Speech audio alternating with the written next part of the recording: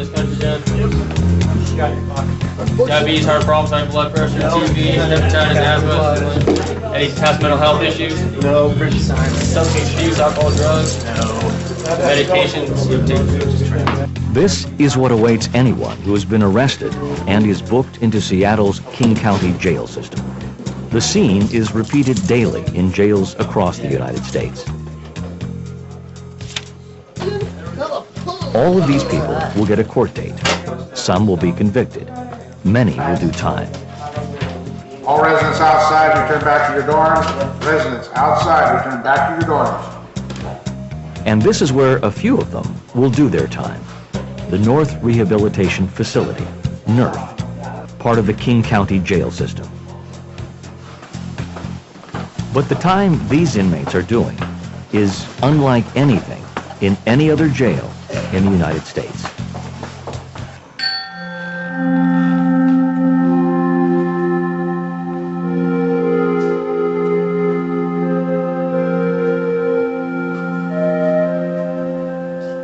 They are practicing an ancient meditation technique called vipassana.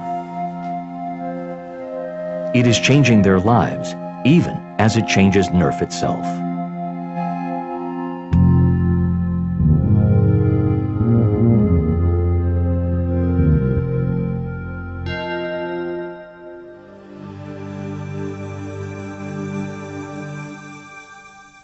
Vipassana is a word from the ancient Indian language, Pali. It means to see things as they really are. Vipassana dates back more than 2,500 years, yet its relevance and value to modern society is undiminished. Through its practice, people from all walks of life and backgrounds work to transform their lives. They bring balance and peace into an otherwise tumultuous existence. But Vipassana is not an easy journey or a quick fix. It's not the sort of thing most prisoners would want to take on to pass the time. Yet some choose to. I think this can have a beneficial effect if for no other reason than it really is a form of mental boot camp. And if you are of the mind that what offenders need is to learn how to discipline themselves, to learn about themselves, to learn a moral code, and to practice that moral code, and to be willing to endure difficulty and discomfort in order to achieve that. If you're of that belief, this is what you want to do. NRF is a minimum security facility operated by the King County Health Department under contract with the Department of Adult Detention. Beyond incarceration, NRF seeks to provide inmate treatment with a focus on drug and alcohol abuse. How many are in jail either directly or indirectly because of alcohol and drug use? There are also classes on smoking cessation, self-esteem, critical thinking, emotional literacy, high school equivalency and vocational training, even acupuncture and Tai Chi. Inmates here are called residents, and they enjoy many personal privileges not granted in other jail facilities. There are no cells, no walls, no guns, no lockups. Many King County inmates think the time spent here will be easy time, but facility administrator Lucia Major and her staff have something else in mind. Okay. We try to keep every resident here occupied with some meaningful activity. Now, there's always those who can just do the minimum. But after they've been here for a while, we're going to start to pressure them to get involved, either in work and vocational activities or treatment activities or both. And typically they do. I've participated in family groups and in parenting class and the NA class and AA class and critical thinking and acupuncture. I almost did almost all of them. I've already tried to go to treatment 2 times, but I never completed it. I always left, and now this time, I'm taking more advantage of it and learning a lot more about myself. It's no secret that the public, and even many professionals, have lost enthusiasm for rehabilitation and treatment programs. Recidivism seems to continue unabated. The revolving door syndrome is discouraging to everyone, staff and resident alike. Yet Lucia and her staff, with the support of King County Health and Corrections officials, continue to institute programs that can help residents turn their lives around. Two of them, you know, very well. Attention all residents, need the door monitors. Dean McGuire is head of security at NERF, a veteran with 20-plus years as a corrections officer. If anyone harbors few illusions about the likelihood of change in this population, it's Dean. If you want people to change themselves, if you want inmates to stop being inmates and to become productive citizens, I believe that the residents, inmates have to, it's on them. And what we can do is provide a way for them to look at themselves, to look at their cravings, and to try to change what's wrong. NERF is a direct supervision facility with security personnel right there with the residents to monitor behavior and activity on a continuous basis. Jones. Count on everybody coming in through the west hallway. Lane Moore has been a staff security officer at NERF for 11 years. She has watched the treatment program evolve at NERF. I always felt that even though we have a great program and we have Tai Chi and we have anger management and all of these classes, self-esteem, which is all good, I always felt that there was something missing here, and which was looking at the spiritual side of a person. And several times I asked a counselor, why do we not have a meditation class here? So when you go outside, are you working outside here? Lane wasn't the only one asking these questions. Ben Turner is a family nurse practitioner for King County's Corrections and has been working with the inmates at NERF for over 5 years. He is also a longtime practitioner of vipassana meditation. It was on his return from a long course in India that he first proposed to Lucia the idea of a vipassana course at NERF for residents. This is an amazing facility, and that Lucia herself understands that people can change, understands that's the real reason that they come here. You know, that they don't come here just to be kept away from society and hang out and talk. You know, they come here to change. And so she was very interested in this technique. He came one day and we had a meeting with he and Rick Crutcher. And so they said, well, now what about this? Would you like to do a meditation course here? And I said, oh, that's nice. Everybody will get relaxed and happy, and that'll be a good thing. And they both kind of laughed at me and said, well, it's a little more complicated than that. And then they started to sort of feed it to me in little bits, you know, little digestible bits. They said, well, it's actually a 10-day course. I said, well, gee, okay, so we're talking about a smaller group. Oh, yes, and it's total silence, and it's 24 hours a day. And I'm thinking, oh, my, well, oh, okay, well, we might be able to set something up, make some accommodation for that. And would have to have, of course, the teacher and the program manager and so on, you know, stay there. Now I'm starting to get really concerned for security reasons, and so I thought, well, okay, I said, we can at least have a discussion about it. And then after all that, they said, oh, no, we can't. And I said, well, what do you mean? Well, you have to take the course first, they said. And I said, well, what's it like? And they said, oh, you know, you go to this nice place out in the country. It's far away from everything. It's total silence, you know, et cetera, et cetera. And I thought, well, gee, you know, I haven't had a vacation for a very long time. And wouldn't it be lovely to just sit on my butt for 10 days and, you know, introspect and be peaceful? And gosh, you know, that actually sounds kind of nice. So I said, sure. And after quite a few delays, I actually took the course and learned that it was much more than sitting on my ass for 10 days introspecting, that it was in some ways an ordeal, a very deep and difficult journey.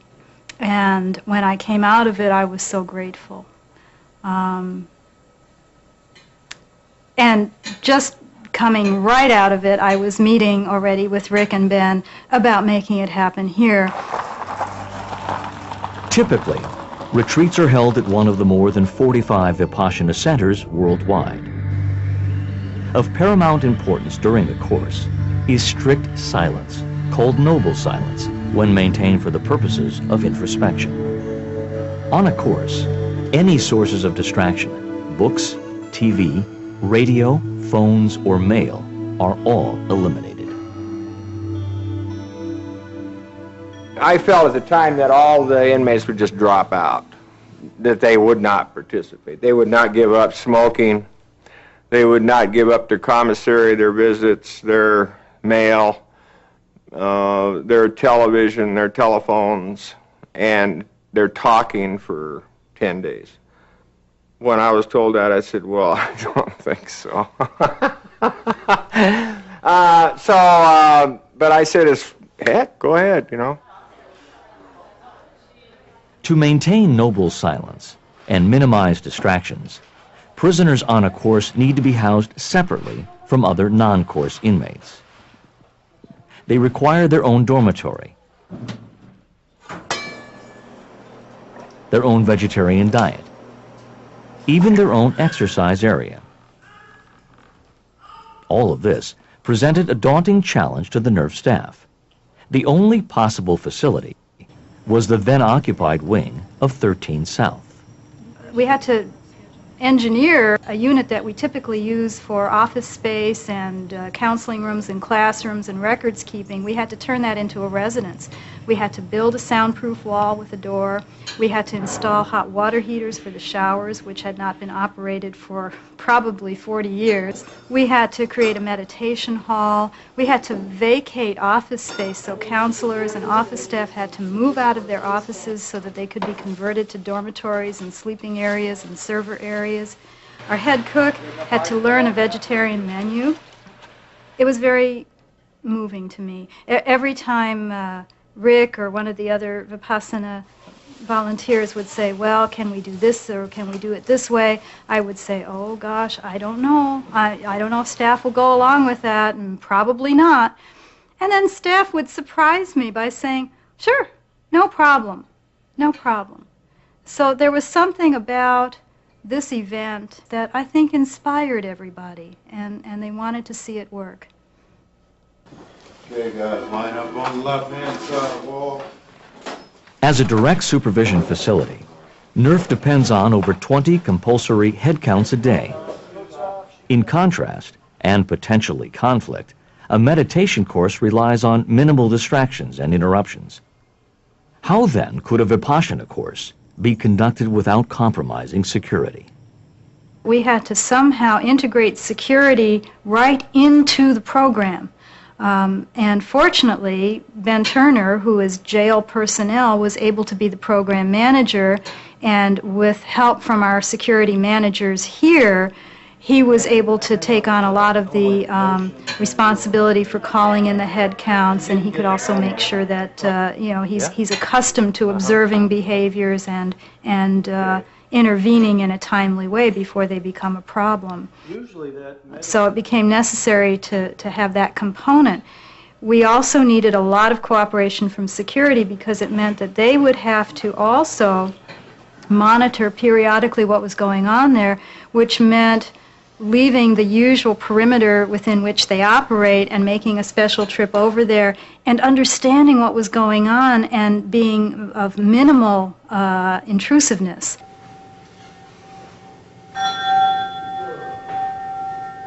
The first Vipassana meditation course offered in a North American prison began on October 28, 1997.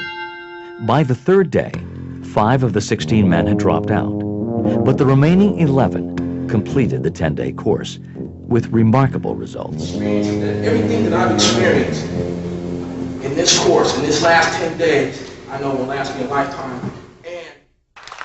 Their experiences were recorded on a home video camera and subsequently shown to the next group of potential course participants. there will be 4 other women coming in who are old students. At their own request, the next course was arranged for women inmates. Despite their interest, some of the women have strong apprehensions. Their concerns range from the spiritual, because I am concerned about it being outside of the realm of God, to the mundane. You have to sit still the whole entire time? No, you're sitting in meditation for up to an hour at a time. So when you're actually meditating... Kathy Henry, a Vipassana assistant teacher, will be the manager of the women's course. Throw everything away that you read in that book about any religion. Anything you read. The words of Buddha Richard and his Jimerson, teachings, throw an it out. ex-resident who took the first course, have a profound effect on the women. Some of them know him from the streets and are struck by the evident changes they see. My mom went down to take a course. So if my mom went, you know that it's got to have something to it because she works in a Christian church. Fears about conversion to another religion may persist until one actually takes a 10-day Vipassana course and sees for oneself what it is and what it is not. In Vipassana, the Buddha found a way to alleviate human suffering and bring peace through the practice of self-observation. He encouraged others not to take his word on this or to merely believe, but to undertake the practice and experience the results for themselves. I don't think that when people really practice and understand Vipassana meditation, that they find a conflict with their beliefs, philosophical or religious. And that's one reason why these courses are 10-day courses, because each day you learn a little bit more and you practice and you understand. And the theory and the practice goes together. So it's not just dealing with abstract concepts. And in fact, people from so many religions, continue to take courses, continue to practice, and don't find a conflict at all. In the end, 7 women sign up for the 10-day Vipassana course. They have all been in and out of jails, some for most of their adult lives. Their typical crimes are theft, prostitution, shoplifting, drug dealing, and assault. Most of them have an alcohol or drug abuse problem. Most of them have children. Right before I came in, I was in a really bad way. I was a heroin addict and pretty close to death. It was bad. And I was tired of that, and I kicked, and that was hell. And I knew that if I went back out there that I might not make it, you know, very much longer. So I knew that I had to do something. And that's what brought me to the stages of change. And at first I tried to lie, I tried to kid, you know, because I was afraid. I was afraid to uncover things within myself that I've been running from all my life. But they just kept persevering, and, you know, and finally I just became not submissive, but I surrendered. It was exciting to me to keep finding all these new things about myself. But yet I still had some issues, you know, and I still have some issues that need to be addressed, and they have to be addressed by me and only me. And when I went, I was chosen by the staff to go to the coming out ceremony for the men. And a couple of the men I knew from the streets, and they were what they consider themselves soldiers, you know. And I couldn't believe the change that I had seen and, you know, from that moment, I knew that I wanted to do this. With some infrastructure already in place, it was much easier for inmates, staff, and Vipassana volunteers to prepare for the women's course. As with any detention facility, security is the priority. The Vipassana volunteers serving the course got a crash course themselves in prison policy from the head of security. These volunteers had very few problems, have caused us very few problems, and as compared to many other folks that have come in the facility, they've been excellent. The thing that convinced us, or that convinced me, that the people who were volunteering to help run the Vipassana program were okay, was not just the fact that they passed their background checks and that they had a long-standing affiliation with the Vipassana community and were upstanding citizens. It was also their single-minded purpose that they had, that it was clear that they were coming here to teach Vipassana, not to have personal relationships with the residents, not to give or get anything outside of the boundaries of Vipassana. Everyone who works on a Vipassana course does so out of a sense of service and generosity. As on any course, they are paid nothing for their efforts. This keeps Vipassana free of commercialism and ensures the purity of spirit in which it is offered. In fact, all Vipassana centers worldwide are run on donations and service from students who have already taken a course. The way that our practice has worked for centuries and continues to is that one way of expressing gratitude for the benefits that we've gained is by helping others, by being able to serve others in a variety of ways. And those ways can be from sweeping the floors to pushing in the food to as being the assistant teacher on a course.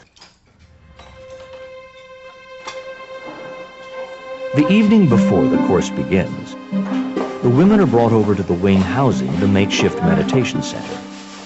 A sense of anticipation radiates among everyone here. She's been here many, many, many times. She has been arrested for theft and prostitution most of the time. A few small drug things in there. She has absolutely no belief in herself or her abilities to be anything other than she is.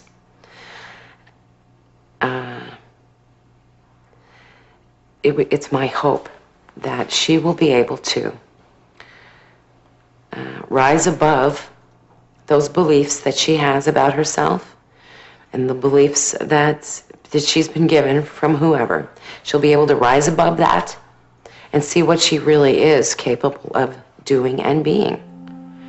If you don't get up, then we'll come and check and make sure that everybody did. Before the course begins, Kathy Henry runs through the course schedule and structure of the next 10 days.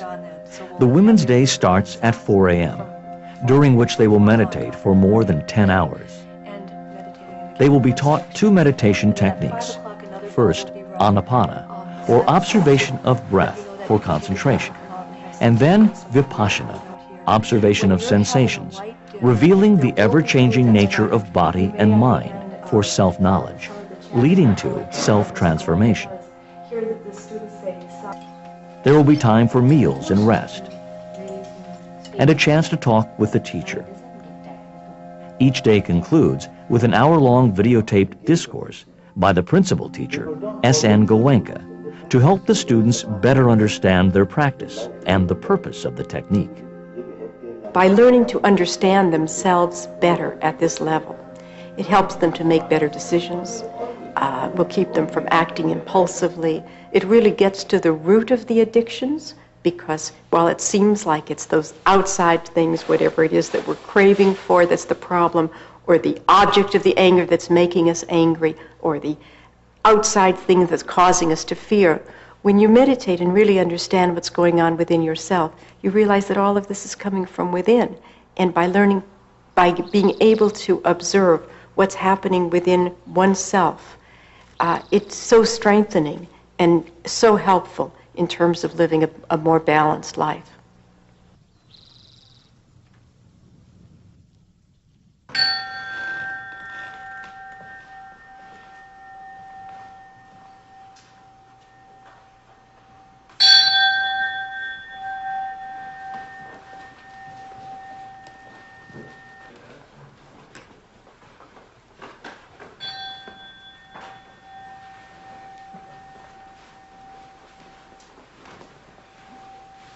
Hour after hour, though they sat together, each woman fought her own separate battle.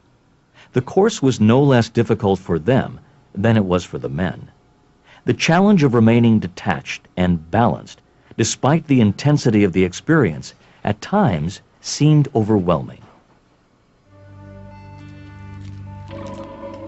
The meditation program has 3 essential parts. The first is a code of basic moral conduct. For the duration of the 10 days, students vow to abstain from killing, from stealing, from sexual misconduct, from lying, and from using any intoxicants. Next comes the practice of concentration, or mastery over the mind. In Anapana, students observe their own respiration. They work at focusing their attention on the breath as it enters and leaves the nostrils. As students practice the technique, they experience the turbulent and nearly uncontrollable activity of their own mind. Thoughts, memories, emotions, reveries, even songs arise to overwhelm one's attention. Little by little, the student learns to focus their attention and master the wildness of their own mind. Finally, they will use their heightened concentration to develop insight into their own nature. As they sit quietly, students practice objectively observing the changing flow of sensations, whether pleasant or unpleasant, that arise in the body. They begin to understand the origins of their thoughts and behavior at a deeper level, beyond the intellectual realm of ideas and concepts, at the experiential level. Gradually, they develop detachment toward the compulsive cravings and aversions which control them. This is the beginning of self-knowledge, or wisdom.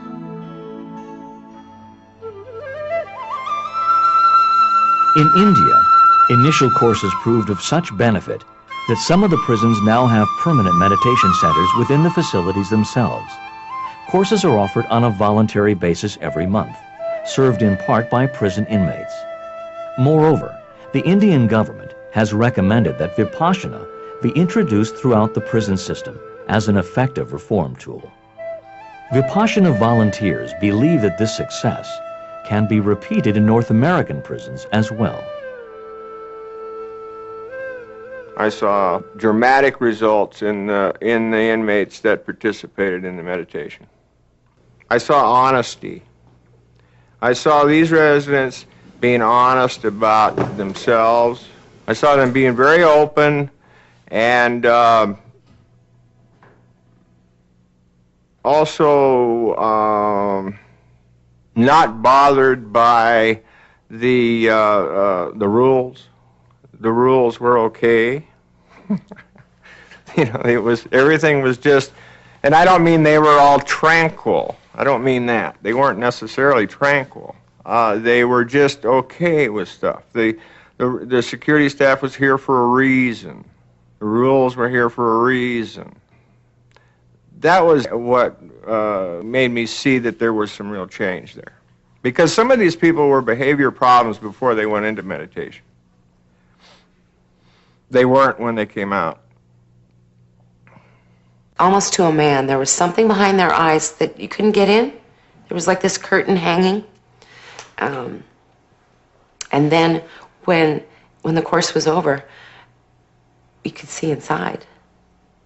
I can't say what the course did for each of them for the rest of their lives, but in 10 days, you could see inside them. They were there. You could see that they were there, whereas before they weren't there. You couldn't see them. And I really think that the women will be able to do that too, particularly the women we got going through the course this time. I think that that to be able to see them is going to be really marvelous. There was a wager among some security staff over how many women would actually complete the course. No one bet on all 7. But on the 10th day, when course participants can break their silence, 7 women residents emerged, successful. Yet despite all appearances, these were not the same women that started the course a week and a half earlier.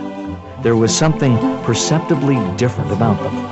Maybe it was that you could see them now, and they could see themselves. I love myself today. I do.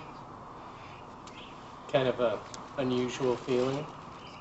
It's a wonderful feeling. And these tears are really tears of happiness. They really are. Because the woman that I was in battle with all my life. And I've learned to love her today. And it feels wonderful. And Vipassana did that for me. And I was really kind of fearful. But the things that came up for me were not the things that I was fearing would come up. Or maybe because of the technique involved, I was able just to really handle it, you know. And it was things that I'd been running from all my life.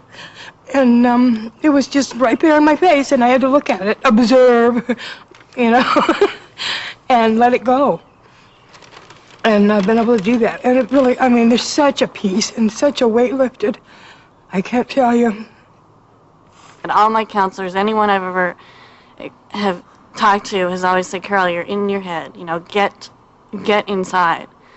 And so last time I was here and in my sobriety, I've really tried to work on that. And this was, you know, definitely an experience where you're inside, you're feeling the sensations. When I get into a tense situation, even just within the dorm, when situations, I've come in a couple of confrontations with people, and it's like, okay, how am I really feeling? What's going on inside? Where's, you know, the heart's beating faster? Just real conscientious of that. So when I get in those situations on the outside, I know that it'll all pass. In '94, I had my dad and my sister pass away 6 days apart. Since then, I felt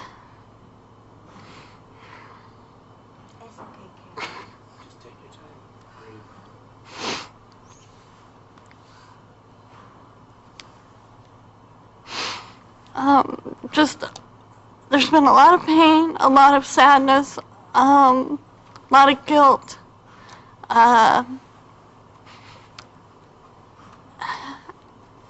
lot of wondering, you know, why, questions, and then just things about me. And I've really, you know, when I was here last time, I did a lot of grief work, and that was very beneficial to me. And it just so happens that tomorrow, March 7th, my dad would have turned 75 years old if he was still here. So this is kind of it's been real spiritual for me as well, because I know that this is, you'd be very proud.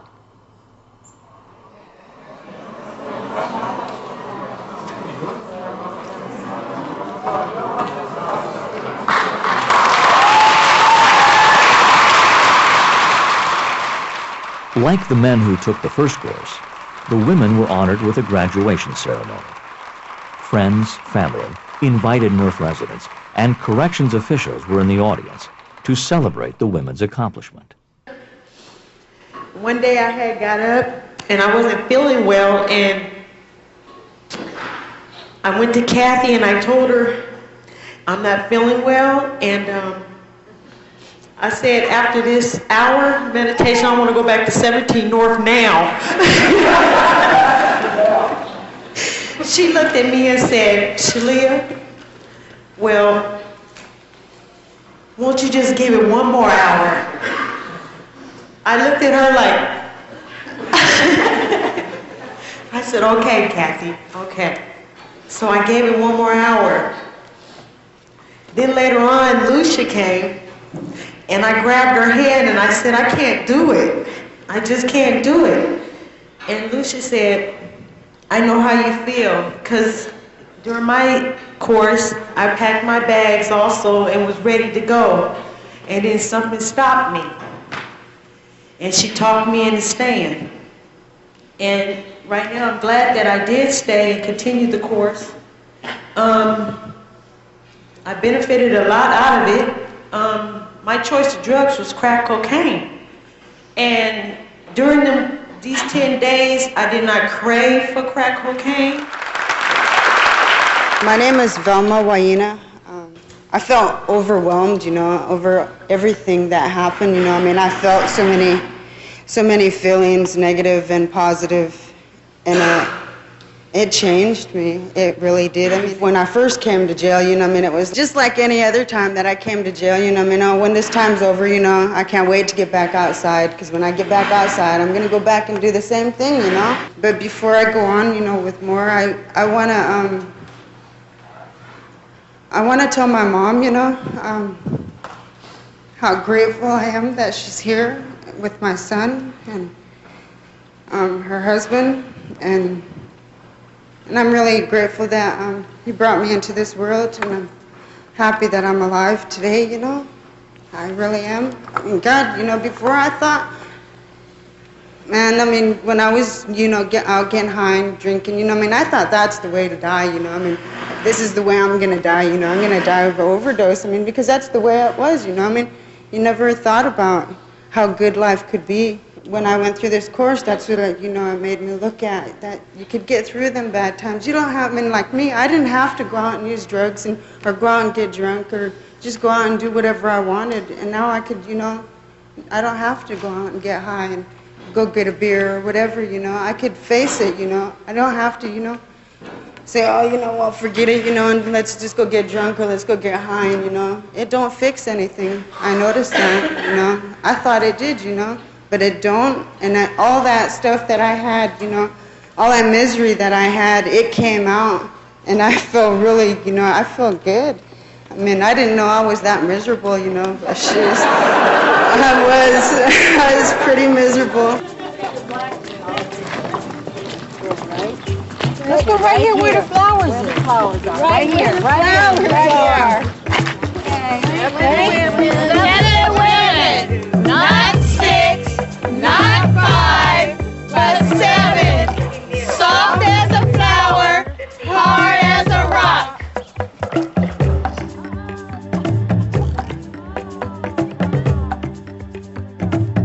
Questions still remain. Have these inmates really changed? Are they finished being inmates? The answer, of course, lies within each individual. Although dramatic changes can and do occur, so can setbacks. It's important to realize Vipassana is progressive along a sometimes uneven path of transformation. NERF staff, however, have seen enough to be optimistic. The first course was a very strong course. The men in that course worked very, very hard, and of course with this population, these guys have a lot of pain in their lives, and so it was very difficult for them. But out of the 16 that started, 11 finished the course. They came out of the course, most of them feeling that they had learned a lot about themselves. There was one gentleman on the course that had had a lifetime of attention deficit disorder, never able to stay still, had gotten into drugs and alcohol just to calm him down. He came out saying, I have never felt better in my life. If my friends could see me now, they'd be sure I was on drugs. But I'm not. I feel great. Another guy in the course that had been to jail 45 times. And he is now, has had a job. He actually helped serve on this this women's course. He worked in the kitchen. And it's changed his life. His mother was so impressed with him that she has taken a course now. So there have been big changes in some of these people. I think when you see something, a group like this, getting the results that it seems to be getting, and I understand it's still early and, you know, we're still waiting on the results. But what I saw, the immediate result was less behavior problems. Well, that's enough for me. A lot of the recovery efforts that these women have made in the past have been very sincere efforts, and sometimes with the thought that if I just try hard enough, it will happen. If I listen to the experts closely enough and do everything that they say, then I won't feel these cravings anymore. I won't get swept up in this lifestyle anymore. I won't make these dumb decisions anymore. And if it were just a matter of effort and desire, they would all be better, you know.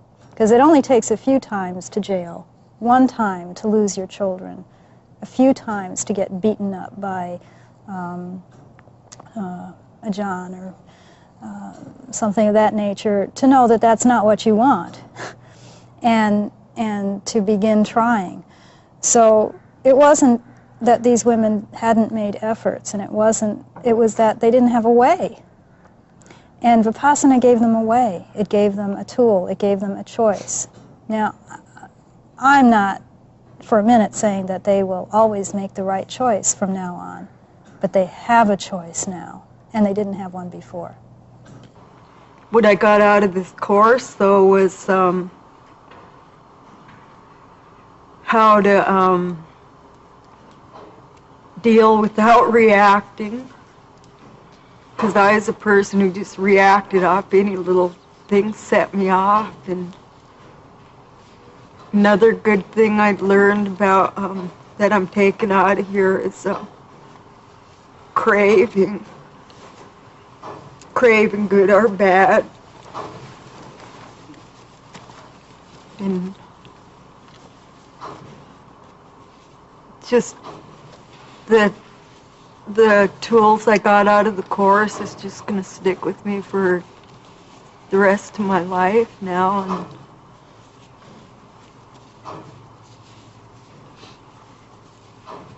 I'm glad I did it.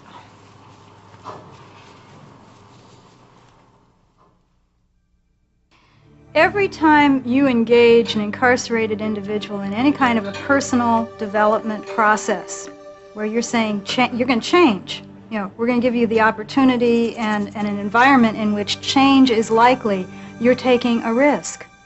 Change is risky. Change makes people nervous. It brings out all their turbulence that is just under the surface. It challenges you to reach out in ways that may be a little risky, to blur the boundaries, the distinctions a little bit. If you want change to occur, you got to take some risks. So you're constantly weighing risk-benefit. And it goes back to your sense of your mission. Why are we here? And as far as I'm concerned, I'm here to serve the public, to provide the public with something that returns these individuals to the community in a healthier, more wholesome state than they were before.